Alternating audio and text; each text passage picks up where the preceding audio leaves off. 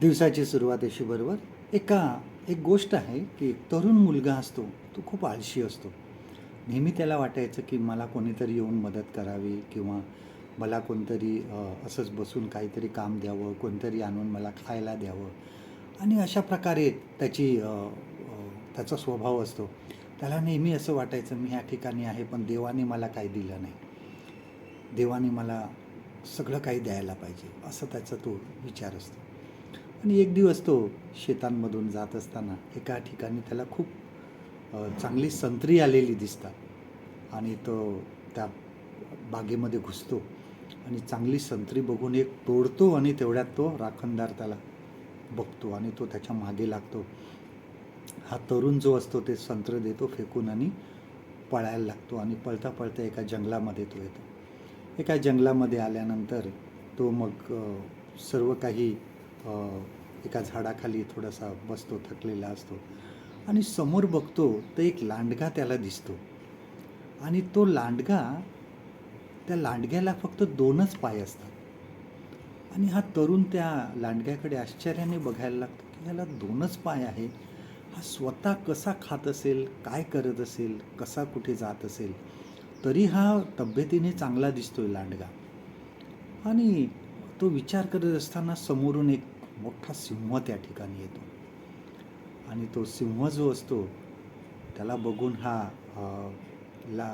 तरुण असतो तो पटकन झाडाखाली लपतो आणि झाडाच्या आड लपल्यानंतर तो बघतो की हा सिंह काय करतो. तो सिंह जवळ येतो. त्याच्या तोंडामध्ये एक मोठा मांसाचा तुकडा असतो आणि तो त्या लांडग्यासमोर तो टाकतो आणि निघून जातो. आणि हे बघून त्या तरुणाला खूप आश्चर्य वाटतं आणि तो तिथून निघतो आणि पुढे जायला लागतो. परतीच्या मार्गावर येतो. तेवढ्यात त्याला एक साधू त्या ठिकाणी दिसतो आणि त्या साधूला जाऊन तो सर्व काही प्रकार सांगतो की बघा हे असं असं आहे आणि मी अशा प्रकारे बघितलं. तो सांगतो साधू की तुला देवाने हे दाखवलं. देवाला तुला लांडगा दाखवायचा नव्हता, तुला सिंह दाखवायचा होता. ह्यावरून तुला देव हे शिकवत आहे की आपण संकटात असताना मदतीची अपेक्षा आपण बऱ्याच वेळेस करतो, परंतु देव आपल्याला त्यामधून तयार करत असतो की आपण इतरांची मदत करावी. आपल्याला त्यासाठी देव तयार करत असतो. आपल्या जीवनामध्ये सुद्धा बऱ्याच वेळेस अशी होती की आम्ही संकटात असतो, आम्ही कुठल्या परीक्षेमध्ये असतो, आम्ही कुठे अडचणीमध्ये असतो आणि आम्ही मदतीची अपेक्षा करत राहतो की कोणतरी येईल आणि आम्हाला मदत करेल. पण देवाजवळ प्रार्थना करा, देवाजवळ तेवढी शक्ती मागा, कारण देव तुम्हाला तयार करत आहे की तुम्ही इतरांना मदत करू शकाल. बघा जुन्या करारामध्ये आपण यौसेफाचं उदाहरण बघतो. त्याला गुलाम म्हणून विकल्यानंतर तो एका अधिकाऱ्याकडे राहिला. तिकडून त्याला तुरुंगात टाकण्यात आलं. त्या तुरुंगातून त्याने राजाच्या स्वप्नाचा अर्थ सांगितला.